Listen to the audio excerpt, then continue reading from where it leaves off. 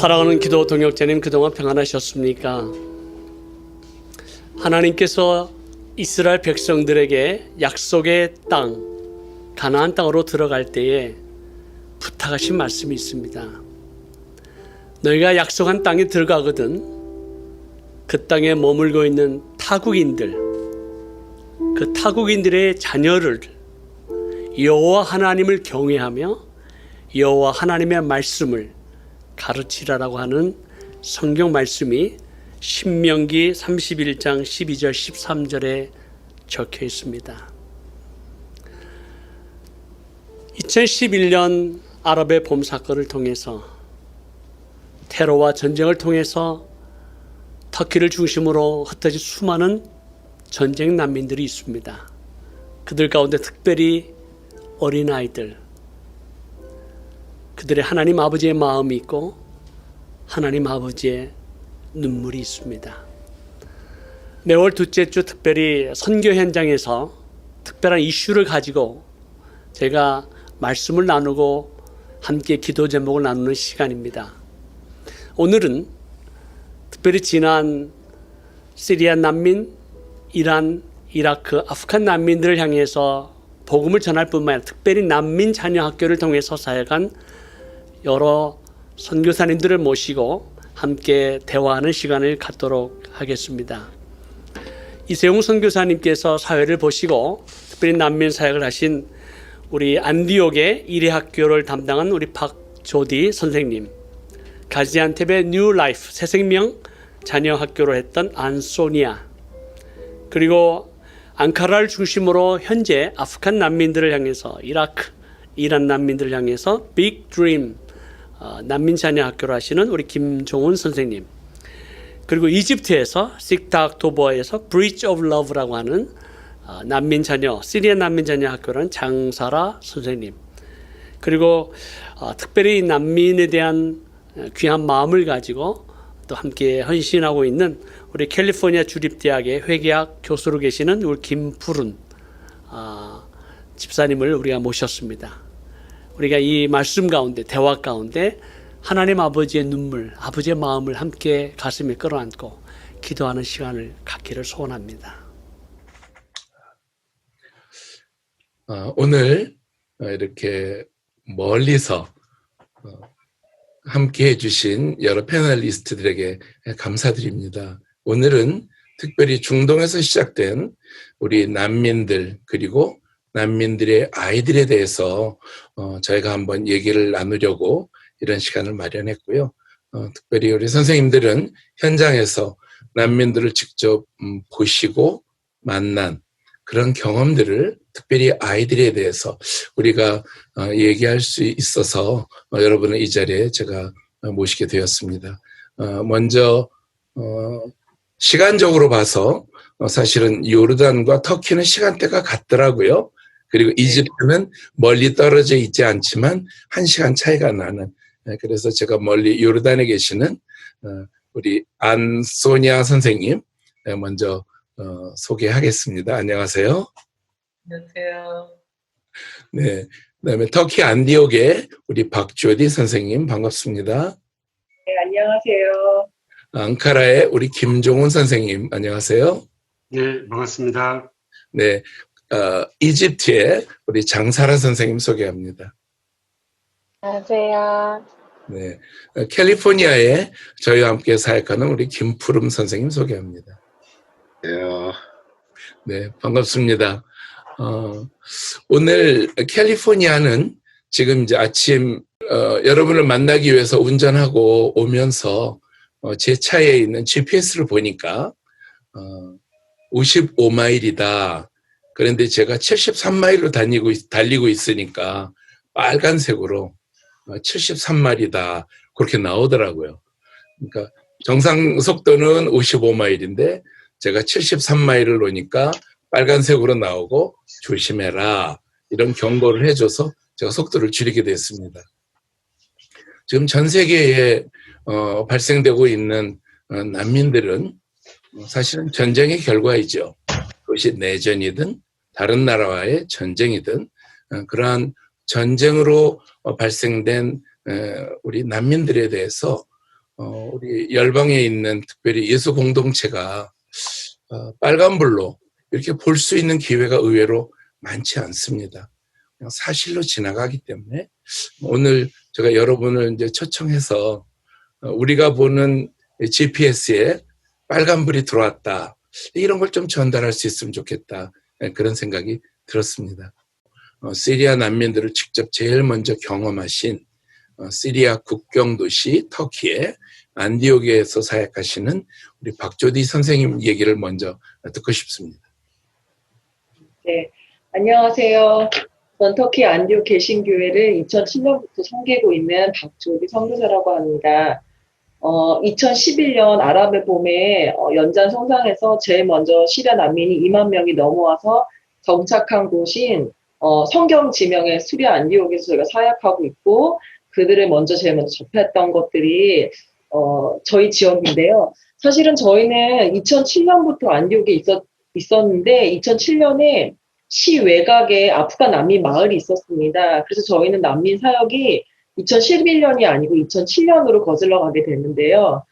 그때 아프간 난민들도 있었고 수단에서 온 난민들도 있었고 그들을 2007년도에 세례를 주면서 그때 터키 형제는 한 명이 세례를 받았고 3명의 아프간 난민이 세례를 받으면서 저희가 본격적으로 난민 사역을 시작하게 됐습니다.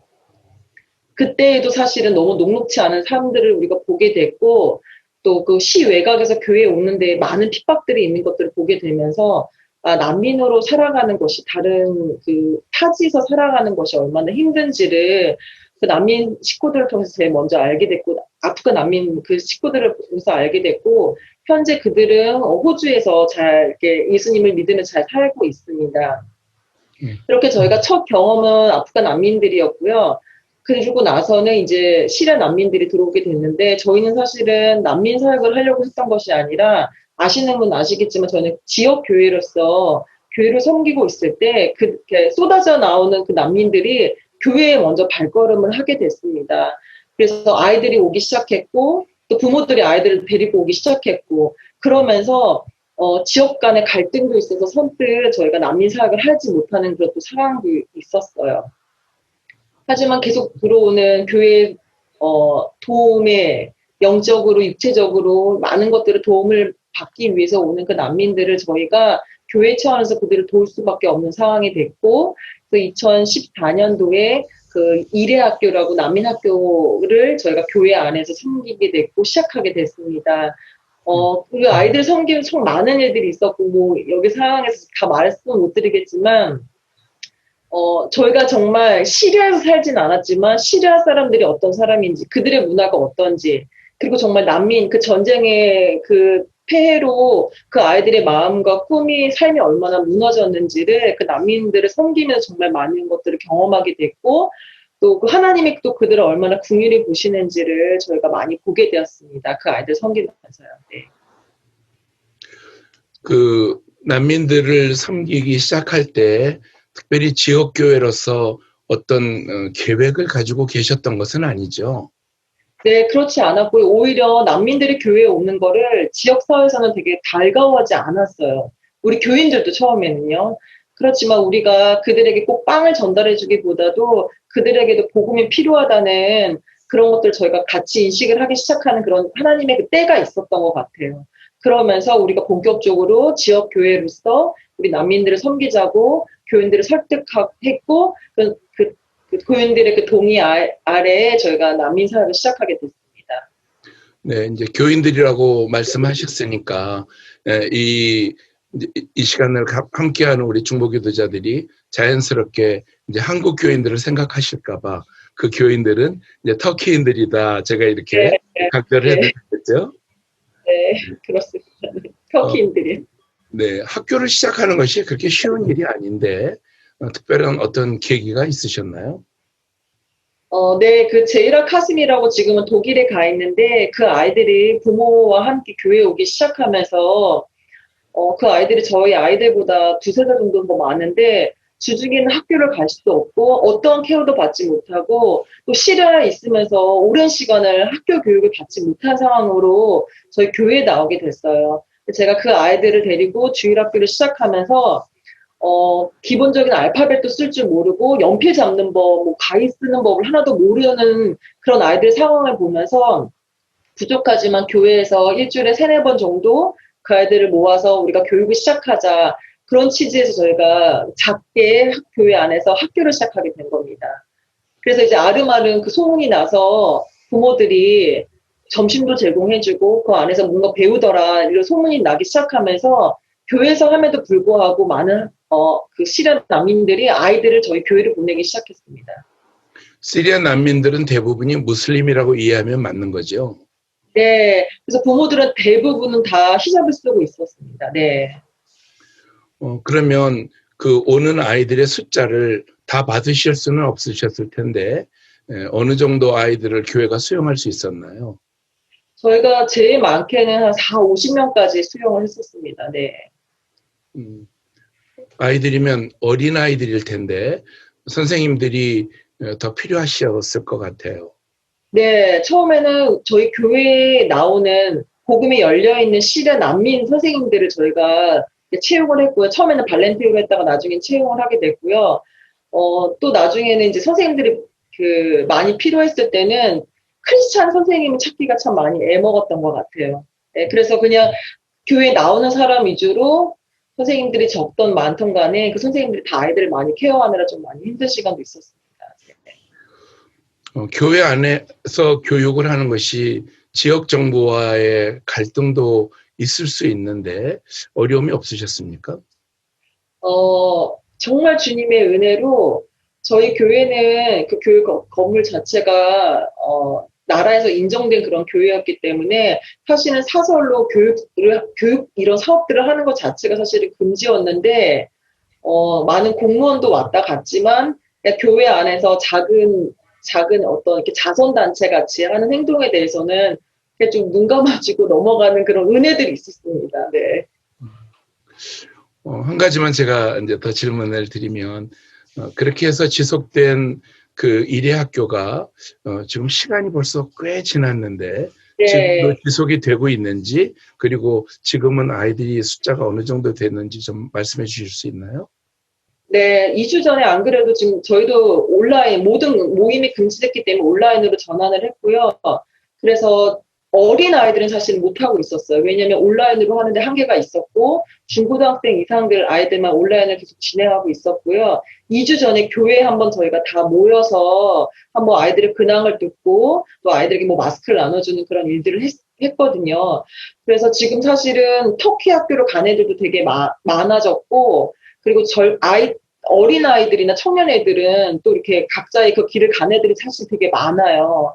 그리고 이 지역을 떠난 아이들도 참 많고요. 그래서 현재 지금 온라인으로 하는 아이들 한 20명 정도 되고 있고요. 그 아이들이 부쩍 많이 컸더라고요. 그래서 히잡을 쓰지 않았던 애들도 전부 다 히잡을 쓰고 교회에 오고 그럼에도 불구하고 아이들이 가장 좀 아쉬운 게 뭐냐 그랬더니 일회학교에 오지 못하는 게 지금 교회에 오지 못하는 게 제일 아쉽다고 그렇게 얘기를 하더라고요. 지금은 저희도 온라인으로 계속 진행되고 있고 아이들이 너무 오고 싶어 해서 저희가 이제 뭐 일주일에 한 번이나 2주에 한 번 정도는 액티비티 그런 활동으로 저희가 교회에서 좀 모이자고 그렇게 얘기를 했습니다. 네, 감사합니다. 시리아에서 넘어온 난민들을 제일 먼저 경험한 이제 안디옥의 이야기를 좀 들었고요. 그 다음에 사실은 이제 어느 시점에서부턴가 터키의 가지안텝으로 굉장히 많은 난민들이 몰려들었다. 그런 방송을 보면서 특별히 시리아 북부의 코바니에 전쟁이 일어나면서 이제 그분들이 터키 쪽으로 제일 가까우니까 수루치 쪽으로 특별히 많이 넘어온 그 난민들을 직접 도우신 우리 안소냐 선생님 얘기를 좀 듣고 싶습니다.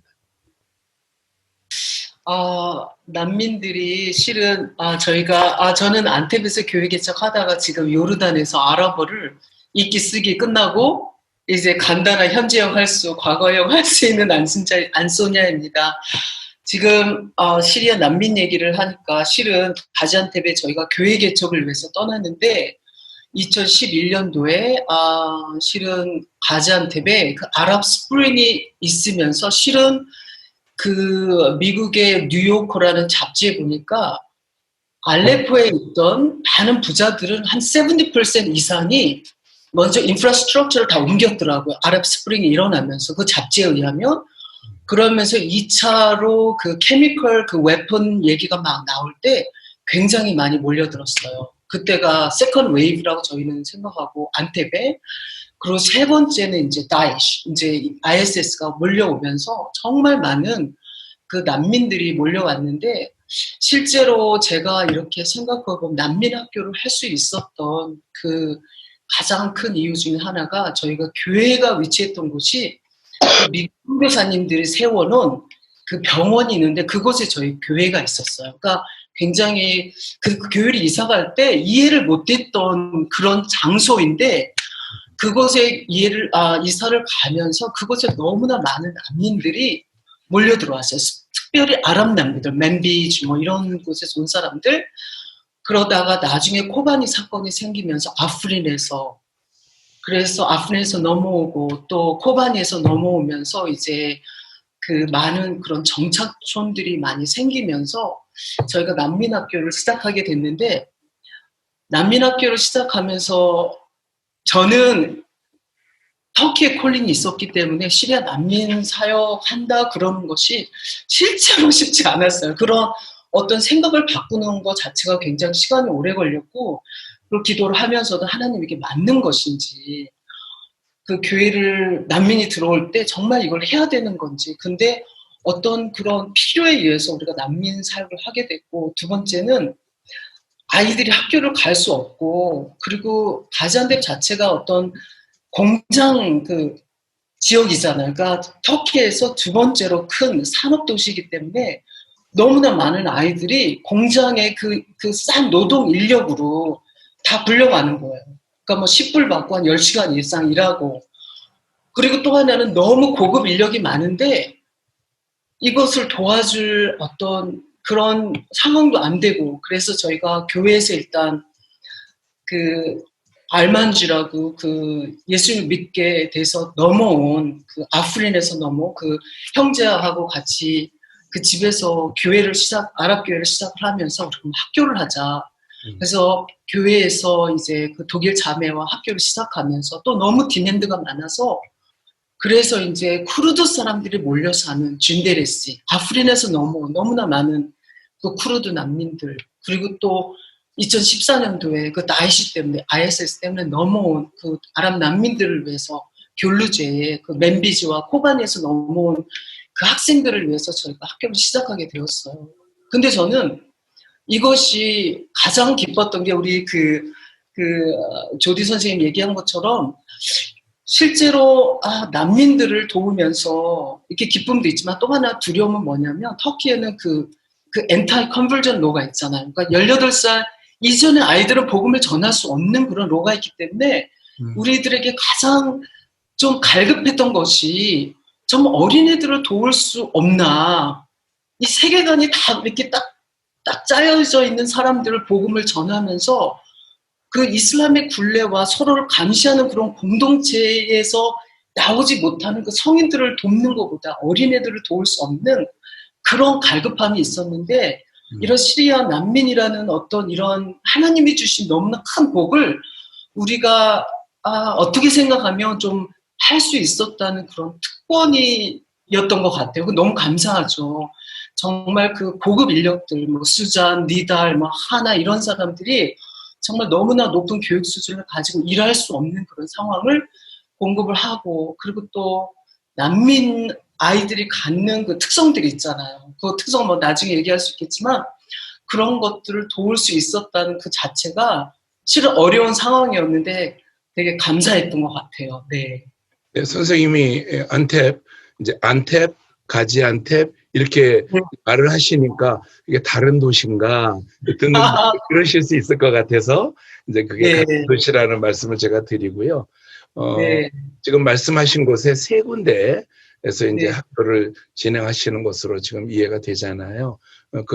그때 제일 많았을 때의 숫자가 어느 정도 되었습니까? 진데레스 같은 경우는 한 60명에서 70명, 그리고 귤루제 같은 경우는 코바니에서 돌아온 사람들이죠. 그 사람들은 한 40명, 그리고 킬리스 같은 경우는 한 20명 정도 저희가 했는데 지금은 아무래도 다 터키 정부에서 assimilating 하라고 이렇게 명령이 나와서 지금은 하고 있지 않죠. 네. 네, 맞습니다. 터키 정부는 독립적인 특별히 이제 교회 배경에서 이런 학교를 운영하는 것을 굉장히 원하지 않고 또 두려워하기 때문에 그런 강압적인 행정력이 발동이 되면 이러한 네. 학교 운영은 어렵고 사실은 이제 재정도 굉장히 많이 들으셨죠. 네, 실은 재정도 어느 목사님이 도와주셔서 시작을 했는데 재정이 힘들었죠. 왜냐하면 선생님도 뭐 15명 정도 됐고 학생도 너무 많고 또 저희가 생각했던 그런 방향대로 하려니까 굉장히 어려웠는데 또 그 오바마 정부 자체가 미국에서 그 돈을 어떤 교회를 통해서 들어올 때 어떤 그런 리스트릭션을 줘가지고 굉장히 어려움이 좀 있었죠, 실은. 그렇지만 또 하나는 난민들이 어떤 그 주소만 바뀌는 게 아니라 어떤 그런 그 영적인 혼란도 있고 또 하나는 그런 문화와 정체성에서 뿌리가 없잖아요. 그리고 그 사람들이 제가 난민들을 보면서 느끼는 게 그것도 표류한다는 그런 느낌? 그런 방향성이 없기 때문에 그리고 어떤 단순 노동을 하기 때문에 멸시를 받고 그러니까 트라우마들이 되게 많아서 그래서 좀 안정감을 주기 위해서 좀 점심도 제공하고 그리고 선생님도 조금 우리가 잘 대접을 하면서 애들을 잘 돌볼 수 있도록 안정감을 주기 위해서 이렇게 뭐라 그러죠? 좀 애들이 어떤 디그니티, 어떤 얘네들이 좀 잘 자라면 좋겠다. 그래서 액티비티를 공원도 가고 어떤 펀파크도 가고 이러다 보니까 어떤 재정적으로도 우리가 생각하지 못했던 그런 게 있었는데 네. 근데 지금 생각해보면 그런 것들이 굉장히 저희에게는 어려웠지만 그 아이들을 생각하면 되게 감사한 일이죠. 네. 네, 뭐 지금 저희가 나눈 이야기들 다른 선생님들 다 온몸으로 공감하시는 이야기라고 생각하고요. 네. 이란에서 오래 사역하시다가 이제 터키에 오셔서 지금 난민 사역 그리고 이제 교회 개척 사역하고 계시는 우리 김종훈 선생님 말씀 좀 듣고 싶습니다. 네, 반갑습니다. 저는 원래 이란에서 8년 정도 페르시아권 사역을 하다가 8년 전에 터키로 와서 자연스럽게 아프간 사역을 중점적으로 하게 되었습니다. 지금 앙카라에서 아내와 고1, 또 고3 두 아들과 같이 살고 있고요. 아프간 난민 숫자는 전 세계적으로 한 250에서 300만 정도 됩니다. 시리아 다음으로 많은 난민이 발생했고요. 이유는 뭐 탈레반, 또 여러 전쟁 때문에 그렇습니다. 터키에는 약 30만 명 정도가 와 있다고 추정하고 있습니다. 이 중에 불법 노동자로 들어와 있는 분들 많이 있습니다. 특별히 아프간 사람들은 탈레반 때문에 오랫동안 교육의 기회를 받지 못했습니다. 그렇기 때문에 상대적으로 부모들이 자녀들 교육에 열정이 정말 많습니다. 한국 사람보다 더 많습니다. 부모들과 인터뷰를 하다 보면 교육 때문에 난민이 되었다는 이야기를 많이 하더라고요. 예. 그런 어떤 피로들 또 사역하면서 또 이 아프간 사람들이 이제 되게 무슬림이 강한 분들인데 이들과 어떻게 더 많이 접촉하고 이들에게 전도할까 이런 생각을 많이 하면서 자연스럽게 교육을 시작하게 됐고요.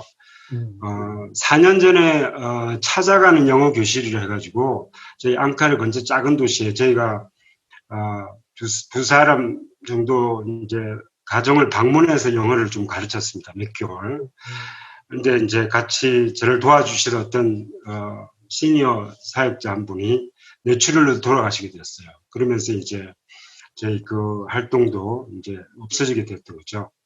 근데 이제 제가 안식일을 마치고 다시 터키에 왔을 때 불현듯 그분의 그 희생, 그분의 또 그 순관, 그 어떤 그 엄청 아프간 아이들을 사랑하셨거든요. 그래서 이걸 다시 시작해야 되겠다는 생각을 하게 됐습니다. 그래서 저희가 작년 10월에 빅드림 스쿨이라는 난민 전문 이제 NGO를 한국에 이제 설립을 했습니다. 아주 약식으로.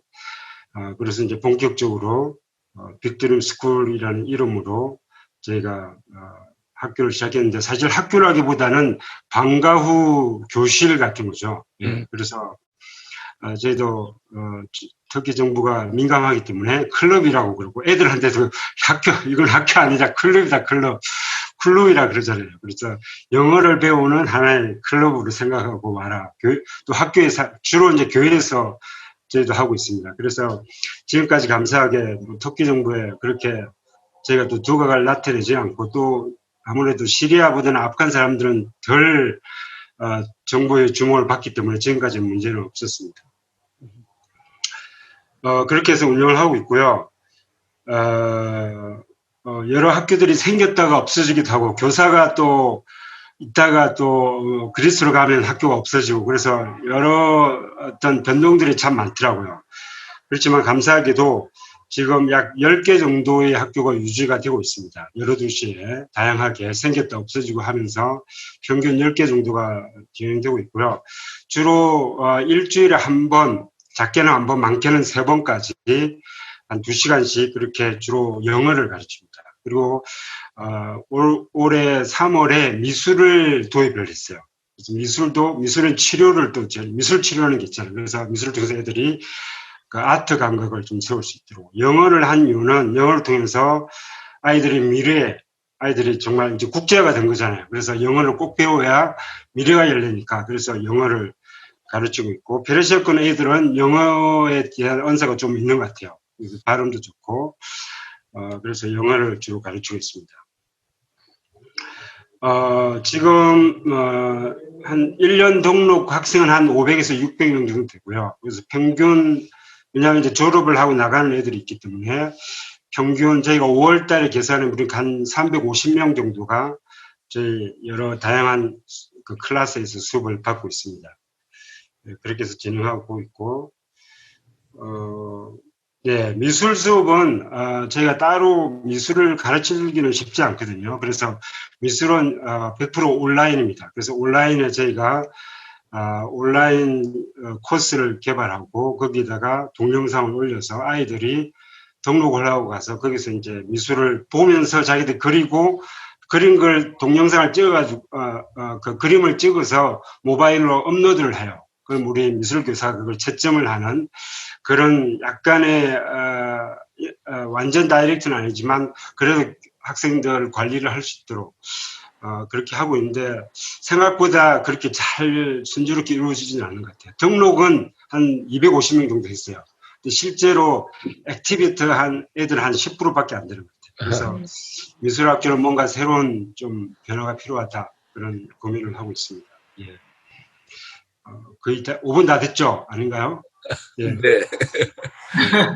그래서 제 비전은 이걸 통해서 다음 세대, 특별히 아프간의 미래, 또 아프간의 재건, 또 아프간의 기독교의 어떤 복음의 확산을 해서 이 아이들이 지금부터 이 아이들의 어떤 세계관, 또 아이들이 자연스럽게, 왜냐하면 저희 그 교사들이 다 100% 우리 사역자이면서도, 사역자가 아니면 또 우리 성도들이에요. 주로 이제 90%는 아프간, 이란 성도들이고 10%는 아프간 사람들입니다. 그리고 학생들 구성은 80%가 아프간, 10%가 이란, 10%가 아랍도 좀 있습니다. 시리아 난민들도. 예. 그리고 터키에서 지금은 그리스로 좀 진출을 했어요. 왜냐하면 우리 교사가 그리스로 배를 타고 가버린 바람에 거기에서 학교가 다시 시작되는데, 지금 레스보스 섬과 쿠시 섬에서 두 교사가 그쪽으로 이제 그 밀항을 해가지고 거기서 다시 시작을 했습니다. 그래서 거기 두 곳에 생겼고, 최근에 아테네에서 한 학교가 이제 시작됐는데, 지금은 다 줌을 합니다.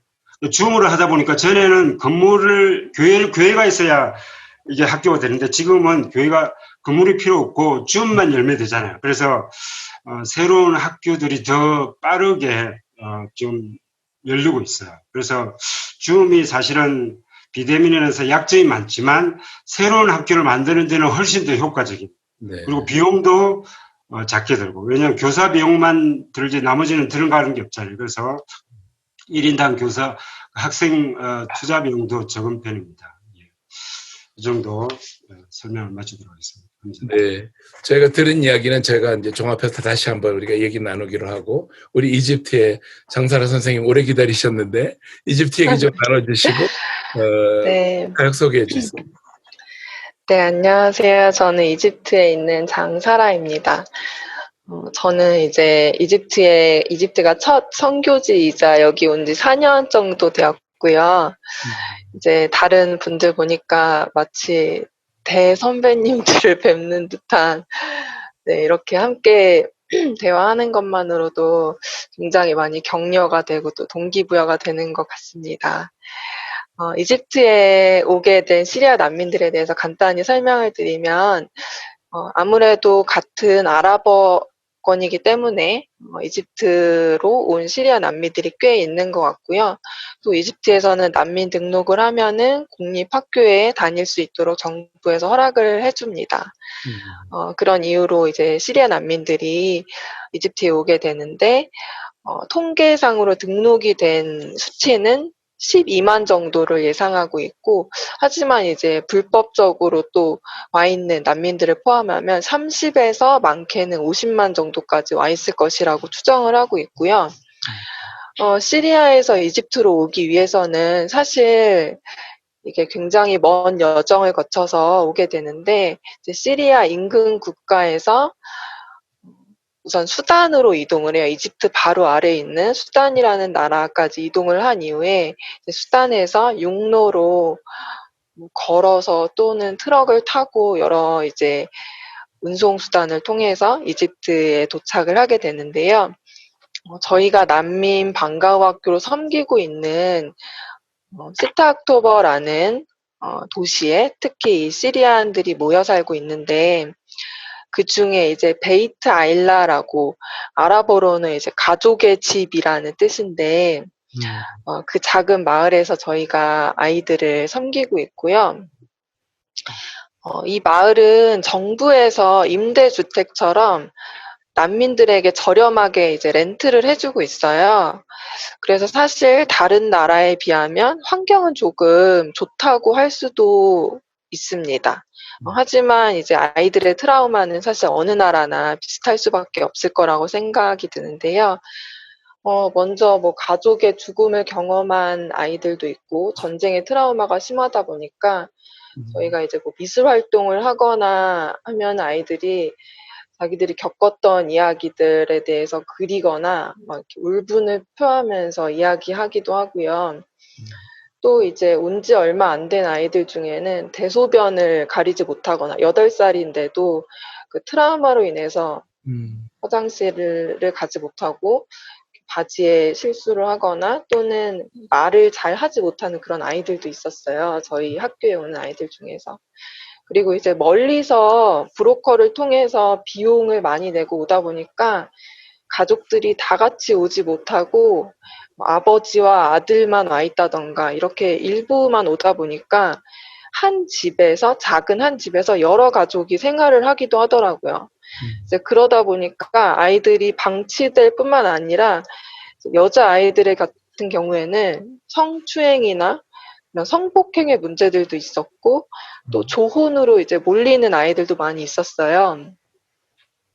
그래서 그런 부분이 너무 안타까워서 저희도 이제 아이들을 어떻게 도울 수 있을까에 대한 고민들이 많이 있었던 것 같고요. 저희 방과후 학교는 이제 3년 전쯤에 이집트 현지 사역자와 함께 시작이 되었고, 영어, 수학을 가르치는 이집트 현지 크리스천 교사들을 이제 채용을 해서 함께 동역을 하다가 이제 올해 3월 중순쯤에 이집트 정부에서 코로나 사태로 인해서 휴교령을 내려서 저희도 지금은 건물은 휴교 중이고 이제 여건이 되는 아이들만 모집을 해서 작게 이제 온라인 클래스 영어 과목을 진행을 하고 있고요. 여기에 참여하고 있는 14살짜리 저희 아이 한 명도 사실은 부모가 이제 시집을 보내려고 준비 중에 있었는데 저희 선생님이 그렇게 하면 안 된다. 이 아이는 이제 우리와 같이 좀 더 공부를 하고 또 앞으로 이 아이의 미래를 생각해달라 이렇게 부모를 설득해서 일단 집에 남아있는 경우예요. 그래서 저희도 이 아이를 도울 수 있어서 참 기쁨이 있었고요. 그리고 지금 현재는 이제 이집트 정부가 가을 학기 개학을 명령했기 때문에 9월 중순쯤이면은 모든 학교가 개학을 하게 됩니다. 그래서 저희도 이제 그 이후에는 개학을 하려고 이제 어느 시기에 할지 논의 중에 있습니다.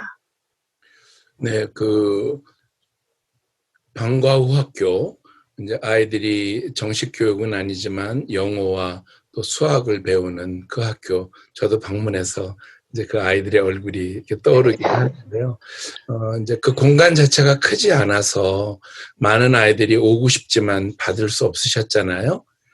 네. 지금 몇 명 정도가 그 학교에 지금 다니고 있죠? 지금 저희가 휴교하기 전까지는 이제 30명 정도가 7살에서 13, 4살까지 30명 정도의 어린이가 오고 있었고요. 최고 많을 때는 이제 50명까지 오고 싶어 해서 저희가 대기자를 받아놓고 아이들이 또 빠지면은 다시 충원을 하고 그런 식으로 운영을 해오고 있었습니다. 네, 감사합니다. 지금 그 말씀을 들으면서 제가 안디옥에 우리 이리학교 다니던 우리 아이들 중에 여자아이들 그 싱글로 된 엄마가 재혼을 해야 되는데 아이들 둘이 걸려서 그 아이들을 어린데도 시집을 보내려고 했던 사건 하나가 있었잖아요. 조디 선생님. 네, 있었죠. 네. 잠깐 듣고 네. 싶네요.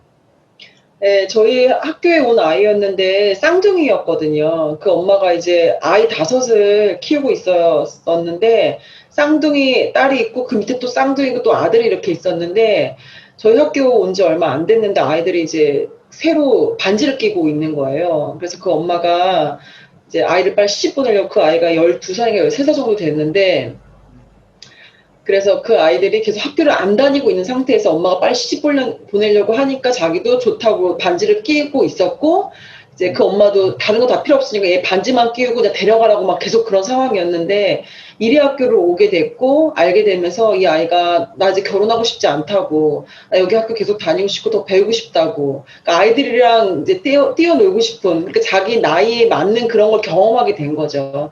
그러면서 저희가 또 설득해가지고 저희 이리 학교를 계속 다녔던 그런 아이들이 있었습니다. 네, 저희도. 사실은 이제 오늘 참석하신 김푸름 형제는 미국 캘리포니아에 지금 대학 교수로 지금 일을 하고 계셔서 여러분의 이야기를 들으면서 사실은 굉장히 충격을 받으실 수도 있고 또 신문에서 방송에서만 보던 이야기를 직접 들으시게 되는데 본인 소개를 좀 해주시고 몇 주 전에 빅드림 스쿨에서 한 잉글리시 컨테스트 거기에 이제 심사위원으로 수고하셔서 그들의 이야기를 좀 들을 기회가 있으셨는데 말씀을 좀 나눠주시면 좋겠네요. 네, 저는 이제 캘리포니아 한 대학에서 이제 회계학을 가르치고 있고요.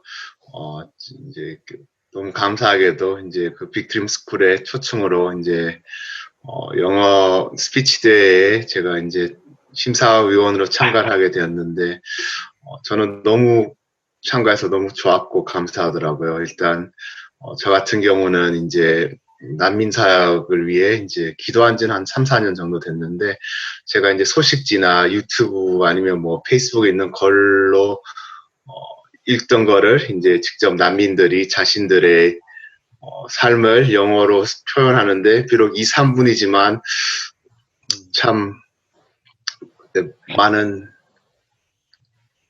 감동과 하나님의 마음이 오더라고요. 정말 하나님 아니면 고쳐주지 못하는 그 상처들 또 그냥 그 분노들 그걸 보면서 참 여기 계신 선교사님들이 얼마나 귀하시고 또 저는 몰랐지만 이제 이 기회를 통해서 하나님께서 너무 신실하시고 또 선교사님들을 통해서 일하시는 걸 보면서 참 많은 위로가 되더라고요. 왜냐하면 저희 같은 경우는 이제 저는 사역지를 가본 적도 없고, 또 저희가 하는 거는 주로 이제 실코에서 같이 기도하는 거고, 또 제가 집에서 기도하는 일인데, 그 기도를 할 때 이제 하나님께서 위로를 주시고, 뭐 저희야 순종으로 기도를 하는데, 사실 뭐 잘 모르잖아요. 뭐 제가 보는 것도 뭐 유튜브에 뭐 다른 사람 이야기인데, 근데 이제 그 학생들 줌으로 직접 보니까 참 하나님께서는 정말 신실하시고, 또 예수님께서는 정말 그 이스마엘의 그 자손들이 어서 돌아오기를 얼마나 바라시는지 그 마음을 느끼면서 정말 제가 더 열심히 기도하고, 또 여기 계신 선교사님들, 뭐 저는 뭐 사실 할 수는 없지만 그래도 일단 교수란 직책도 줬고, 또 여기 미국에서 또 이제 저도 뭐 월급을 받으니까 좀 더 헌신해야겠다는 그런 뜨거운 마음을 하나님께서 주셨고, 제일 좋았던 거는 특히 코로나 때문에 저희도 이제 대면 예배를 못 드리고 다 비대면으로 하고, 이제 뭐 기도회 뭐 그런 것도 다 집에서 하거나 아니면 뭐, 그래서 좀 영적으로 되게 눌렸었는데, 참 그 사역하시는 선교사님들의 그 열정과 또 그 맺으시는 또 열매들을 보면서, 특히 이제 나이가 드신 분이 이제 여기 빅드림 스쿨 오셔서 하나님을 영접했다는 그 간정을 들으면서, 참 우리는 정말 신실한 종으로서 일을 하나님이 하시니까 그냥 순종하면 된다는 마음을 많이 받아서 너무 큰 위로와 감사가 있었던 것 같습니다. 네, 감사합니다. 사실은 여러분 한 분 한 분의 이야기와 사역을 들어도 지금 이 시간이 모자랄 텐데, 짧은 시간에 여러분의 사역을 전체적으로 다 들을 수 있는 기회가 있어서 개인적으로 너무 감사하고요. 특별히 자녀 난민들의 문제, 또 교육의 문제는 정부도 감당하기 어려운 큰 문제인데, 우리 각 지역에 계시는 여러 선생님들께서 또 사명을 따라 최선을 다해서 이렇게 난민과 아이들을 섬겨주신 이 시간들이 결코 헛되지 않는다 하는 것을 저희는 알고 있습니다. 오늘의 이야기들을 서로 들으면서 여러분이 감당하고 여러분이 섬기고 있는 그분들을 정말 섬기는 게 얼마나 쉽지 않은가, 여러분의 삶으로 이미 다 느끼고 계시고, 재정적인 어려움, 언어의 어려움, 사랑하는 사람들로부터 또 질책이나 어떤 배반을 당할 때 어려움, 현장에서 너무 많이 겪고 계시는 거 저희가 다 압니다. 마지막 시대에 저희가 개인이 할 수 없는 것, 한 단체가 할 수 없는 것, 한 지역에서 할 수 없는 것을 하나님의 은혜로 연합해서 함께 할 수 있는 그런 장이 열리면 참 좋겠다, 그런 생각이 오늘 듭니다.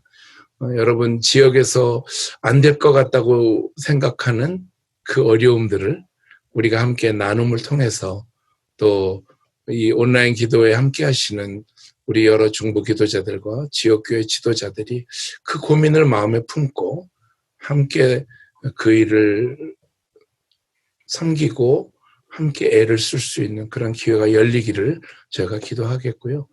이제 또 여러분 말씀 들으면서 어떤 일을 깨닫고 난 다음에는 집중하는 게 참 중요하잖아요. 그래서 포커스해야 되는데, 사실은 포커스를 하다 보면 이렇게 좀 디스트랙트 됩니다. 이렇게 분산이 될 일들이 우리 사회에 너무 많잖아요. 예. 근데 stay focus, 우리가 맡은 사명, 우리가 본 어떤 현장과 사람에 우리가 계속해서 집중할 수 있는 어떤 SF 사역, stay focus 할 수 있는 이런 힘은 우리 개인은 어렵고, 우리가 한번 연합해서 특별히 난민 자녀들에 대한 교육을 위한 아까 플랫폼 얘기하셨고, 선생님 얘기하셨고, 이집트에서는 두 분 선생님들이 아이도 키워가면서 이제 그런 일을 감당하셔야 되고, 지역 정부와 딜도 해야 되고, 또 지역 정부의 압력이 너무 커지면 학교를 폐쇄할 수밖에 없는 이런 환경 속에서 어떻게 우리가 벌써 10년 됐거든요. 2010년 말부터 7살짜리가 만약에 난민으로 넘어왔다면 17살이 됐고, 그 10년 동안 교육을 받지 못하고 대부분의 난민들이 또 아빠가 없는 아이들도 굉장히 많잖아요. 아빠가 죽기도 하고 아빠가 그 나라에서 돈을 벌어야 되기 때문에 못 오기도 하고. 그래서 제가 여러분의 현장들을 거의 다 가봤는데 제가 가장 크게 느꼈던 것은 허그 타임이에요. 다들 아이들을 안아주는 시간이 있으시더라고요. 학교를 가보니까. 그래서 허그 타임이다 그럼 줄을 서가지고 아이들을 안아주는데 그 아이들을 안을 때 느끼는 그 느낌이 있어요.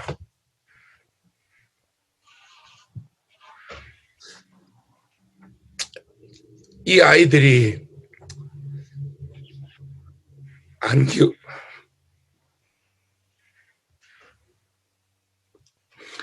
안기기를 원하는데 이들을 안아줄 사람이 이제 너무 없는 거죠.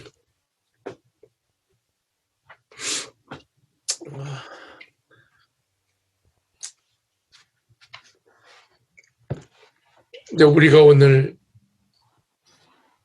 듣고 느낀 것들을 그냥 흘려보내지 않고 현장과 연합해서 동역하고 또 터키나 요르단이나 북이락이나 이집트나 우리가 흩어져 있지만 하나님 나라의 생명을 여러분을 통해서 또 우리 힘이 부족하면 여러분을 돕는 다른 분들을 통해서 도움이 필요한 특별히 난민 아이들에게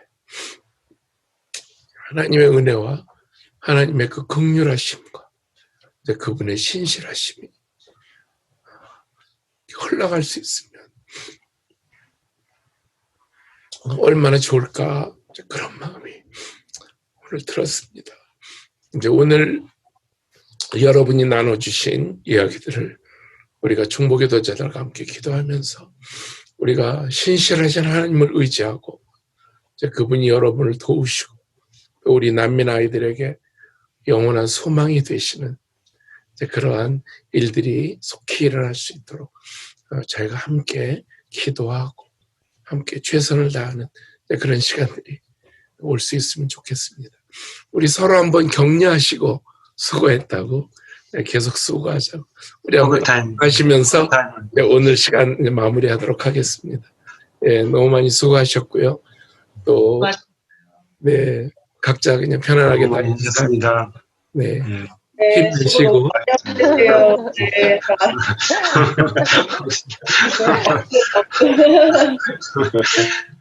오늘 귀한 시간 내주신 여러분 감사하고 사랑합니다. 고맙습니다. 감사합니다. 감사합니다.